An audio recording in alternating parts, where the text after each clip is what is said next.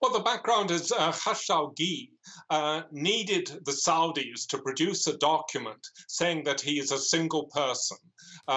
Turkish marriage officials require this to authenticate a marriage in this country. Khashoggi went to the Saudi consulate in Istanbul on Friday and apparently was treated well. He returned to the consulate yesterday at lunchtime with his fiancée, expecting just to pick up the document.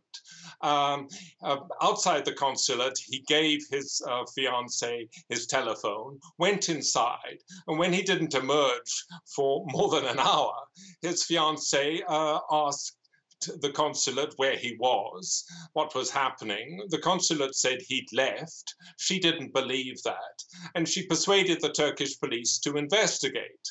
The police looked at the security cameras around the consulate and found no sign of Khashoggi on any of the footage. The fiancé bravely spent the whole of last night outside the consulate. And by this morning, the case had become an international incident, with the political advisor to President Recep Tayyip Erdogan, Ibrahim Kalin, saying that according to his information, Khashoggi is still inside the consulate, and senior Saudi officials denying that and claiming that he had left. The fiancé was still outside the consulate this afternoon, more than 24 hours later, breaking down when recounting what had happened to reporters who came to interview her. She's lucky in that she has Turkey's support, but Turkey has little influence over Saudi Arabia these days. The Saudis see this as an internal dispute, and technically, Khashoggi is on Saudi territory.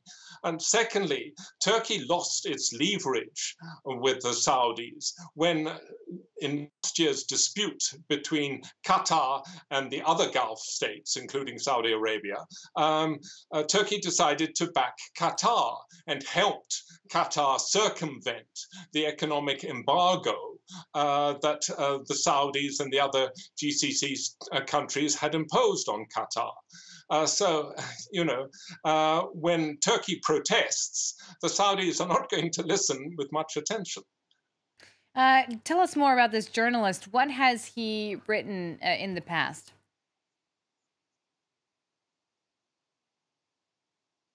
Well, Khashoggi is a longtime editor-in-chief of the Al Watan daily newspaper in Saudi Arabia, and he was an insider in the Saudi government.